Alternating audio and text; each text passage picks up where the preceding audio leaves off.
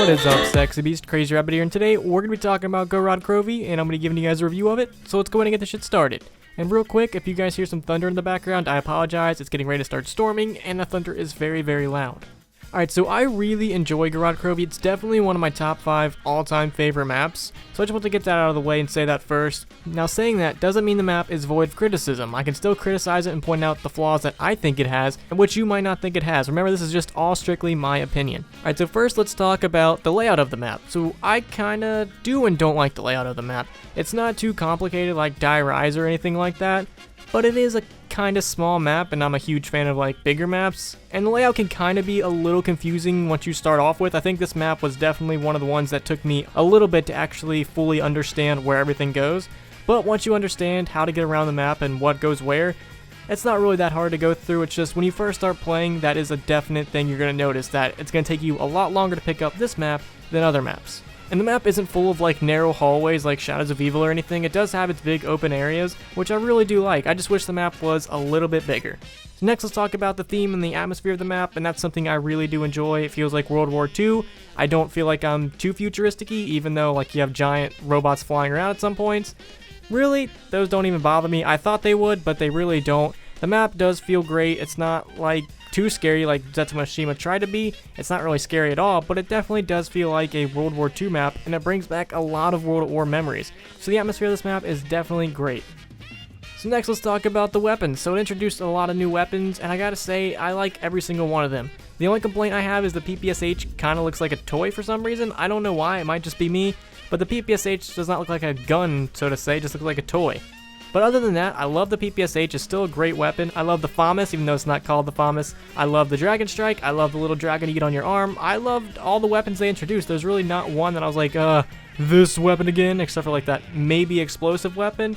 But even then, like if you're doing the Easter egg, there's a point when you kind of want that. So all the weapons that they actually introduced with this map have so far been great. Alright, so next let's talk about Pack-a-Punch and Power. I really do enjoy both of those. Like in Zetsumoshima and Shadows of Evil, I absolutely hated playing those maps just because it took you 20 years to get Power and Pack-a-Punch open. And a lot of people criticize me and always, Rabbit, quit your bitching. Well, I like bitching, it's fun. But they always say like, oh, you can get Pack-a-Punch and Power done on round like 2 in Shadows of Evil. But yeah, you're spending like 20 minutes on round 2 just running around the map. I'd rather play a map like GOROD KROVI and actually kill zombies and actually progress through the map instead of having to spend like 20 minutes on one round just running around. I'd rather kill zombies and flip a switch, turn on power, and then kill some more zombies and get Pack-a-Punch, because that's really all you have to do to get Pack-a-Punch, is go around the map, similar to how like you would in Darice, and link up each teleporter, except for you gotta go around the map, call in a Graph module, and just protect it by killing zombies and progressing through the rounds. And once you have all 3 done, you have access Pack-a-Punch, and you can take a dragon and go there. So I really do enjoy getting Power and Pack-a-Punch on. It's actually fun. Like, I don't dread doing it like I do in some other maps. Alright, next we're going to talk about the challenges. So like sort of similar to Zetsumoshima, there are challenges in this map, but unlike Zetsumoshima, they're not like a core part of the map. You don't have to do these challenges. They're right in spawn, so as soon as you spawn in, you can go check what challenges you have. The only one you really kind of, I would say, have to do if you want to get really anything done in the map is the dragon one, or the dragon egg one, but that one's kind of easy to do, and it's not really a pain in the ass. The rest of the challenges are completely optional. You do not have to do them if you want to do the Easter egg, if you want to turn on power, if you want to get a certain weapon. You don't have to do any of them. They're completely optional, and that's what I love. I love having options in zombies. If I want to do one of those challenges, I can. If I don't want to, I don't. The only thing I miss out is like a max ammo or a free perk or something like that. That's what I love. I don't want to have to do these random challenges to get like a cool weapon or anything. Just make it like a max ammo, a free perk, or a random upgraded weapon. Completely fine with that. And sometimes, I will take my time out and say, hey, I want that free perk. I'm gonna go and do this challenge. But I love how it's not mandatory to do other things in the map. And the last thing I want to talk about is the dragons. So when this map first came out, I was very, very scared of the dragons. I wasn't sure if they were gonna fit into zombies well. I wasn't sure if they were gonna ruin the map or make the map. And so far I gotta say that the dragons really don't affect me. I thought they would be a huge turnoff, and really, they don't really affect me like whatsoever. I actually think they're pretty cool. I actually think they fit with this map really, really well. And I'm not sure how, like every time I try to think about it, I'm like, zombies and dragons do not mix.